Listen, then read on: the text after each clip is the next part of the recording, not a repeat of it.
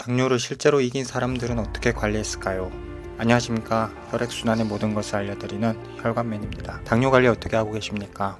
55살의 김영준 씨는 10년 전 당뇨병 진단을 받고 합병증으로 망막 수술까지 받았습니다. 그는 직장 생활로 받는 스트레스, 잦은 술자리, 불규칙한 식사, 운동 부족으로 당뇨병을 앓게 되었습니다. 오래도록 혈당 관리가 되지 않았던 김영준 씨는 5개월 전 운동을 시작하면서부터 변화가 나타났습니다. 하루 서너 시간씩 유산소 운동과 근력 운동을 병행하는 것이 인슐린 저항성 개선에 정말 도움이 된 것인지, 같은 음식을 먹고 하루는 운동을 하고 하루는 운동을 하지 않은 채 식전, 식후 혈당을 잰 실험을 한 결과 차이가 제법 컸습니다. 이 결과에 대해 강남 세브라스 내분비내과 한초루 교수님은 운동 효과가 있는 분들은 대개 식후 혈당을 40-70% 정도로 떨어뜨리는 효과가 있다고 하였습니다. 주로 인슐린 저항성이 개선되는데 근육에 있는 미토콘드리아가 늘어나서 얻어진 결과라고 설명했습니다. 다른 사례를 소개해 드리겠습니다. 저는 47세 남성으로 2017년 4월 당화혈색소 10으로 당뇨 진단을 받았고 1년 후인 2018년 4월 당뇨막 막병증으로 황반까지 완전히 박리되어 망막 박리 수술을 받았습니다. 수술 후 철저히 관리했고 2018년 9월 당화혈색소 5초반대 유지되어 의사 선생님과 상의 후 단약해서 현재까지 약 복용 없이 유지하고 있습니다. 당뇨막 막병증은 거의 완전히 안정상태로 진행을 멈췄고 모든 수치가 정상이 되었습니다. 지금은 마라톤을 하기 때문에 충분한 영양 섭취를 위해 식사 조절도 하지 않습니다. 제가 이렇게 당뇨로 낭떠러지까지 갔다가 거의 정상인처럼 살게 된 것은 전적으로 운동의 효과입니다. 당뇨 진단 후 첫 4년은 하루 평균 15,000보 정도 걸었고 작년 9월부터는 마라톤을 시작하였습니다. 달리기를 시작한 후 걷기만 할 때와는 비교도 할 수 없을 만큼 드라마틱하게 건강해졌고 4년간의 걷기는 잘 달릴 수 있게 된 기초 체력을 다지는 계기가 된 것 같습니다. 달릴 수 없으시다면 많이 걸으세요. 하지만 달릴 수 있다면 걷지 말고 달리세요.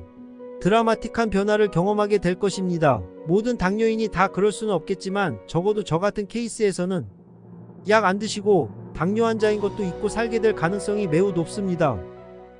운동을 하면 왜 혈당이 낮아지는 걸까요? 우리 몸속의 과잉 에너지는 지방으로 쌓이게 되는데 이 지방은 유리지방산이라고 하는 인슐린 방해 물질로 분해됩니다. 따라서 운동이 부족하면 인슐린이 제대로 일을 하지 못해 고혈당이 됩니다. 반대로 운동을 많이 하면 근육이 지방을 소모시켜서 유리지방산이 적게 생기고 인슐린 작용이 활발해져서 혈당이 낮아지는 것입니다. 당뇨병은 근육의 감소를 촉진시킵니다. 근육이 부족하면 당뇨병도 더 악화되고요. 근육량과 근력의 향상이 당뇨병 치료의 힘을 키우는 열쇠입니다. 표준 체중을 넘는 경우 우선 가벼운 유산소 운동으로 체중을 감량하고 그 후 근력 운동을 시작하십시오. 근력 운동에 들어가면 달성 가능한 가벼운 목표를 세워서 꾸준히 하는 것이 중요합니다. 3개월이나 6개월 등 운동 기간을 먼저 정하고 운동 기간 동안 허벅지나 허리 둘레의 수치 변화를 기록해 보세요. 운동에 훨씬 흥미를 느낄 수 있을 겁니다. 단, 주의할 점이 있습니다. 공복에는 운동하지 마세요. 당뇨 환자에게 최악의 운동은 공복에 운동하기입니다. 일반 사람과 달리 당뇨병 환자에게는 매우 위험할 수 있습니다. 인슐린이 제대로 작용하지 않거나 충분히 생산되지 않을 때 우리의 몸의 세포들은 필요한 에너지를 얻지 못합니다. 공복 상태에서 운동하면 이 불균형이 심해질 수 있습니다. 운동은 에너지 소비 과정이고 이로 인해 혈당 수치가 급격히 떨어질 수 있습니다. 특히 당뇨 환자는 혈당을 유지하기 어렵기 때문에 공복 상태에서 운동을 하면 저혈당 위험이 높아집니다. 어떤 당뇨인이 이렇게 얘기하더라고요. 저는 식후 바로 스쿼트 50회, 혈당이 오르기 시작하는 30분 후에 50회, 1시간 후에 50회로 3회 나누어 식사 후 마다 150회의 스쿼트를 하고 저녁 식사 후에는 6.5km를 50분에 걷는 페이스로 파워워킹을 하고 있습니다. 예전 당뇨 진단을 받았을 때는 식후가 아니라 식전에 운동을 했는데 체지방을 잘 빠졌지만 혈당이 안 잡혔었습니다. 그러다가 식후 스쿼트와 파워워킹을 병행하니 당화혈색소와 아침 공복 혈당이 극적으로 내려가더군요. 우리 몸의 근육은 체중의 40%를 차지하는데 30대 이후 매년 1%씩 줄어들면서 80세 이상이 되면 약 50%의 근육이 줄어듭니다. 근육이 빠지면서 허벅지와 종아리 굵기가 줄어드는 것은 자연스러운 노화 현상이 아니라 질병으로 이해하셔야 합니다. 근감소증을 알아보는 핑거링 테스트를 알려드리니 지금 바로 해보십시오. 당뇨병 환자는 일반인보다 근육 감소 속도가 빠릅니다. 그래서 몸 전체의 근육량과 근력을 키우는 것이 매우 중요합니다. 특히 하체 근육은 전체 근육의 70%를 차지하기 때문에 하체 근육이 발달할수록 당뇨병의 위험은 감소합니다. 꼭 명심하세요.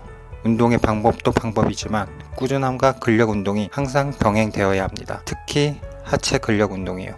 저는 당뇨 환자는 아닙니다. 그러나 혈관 질환이 있습니다. 그래서 혈액순환의 모든 것을 알아보고 여러분들에게 알려드리려고 해요.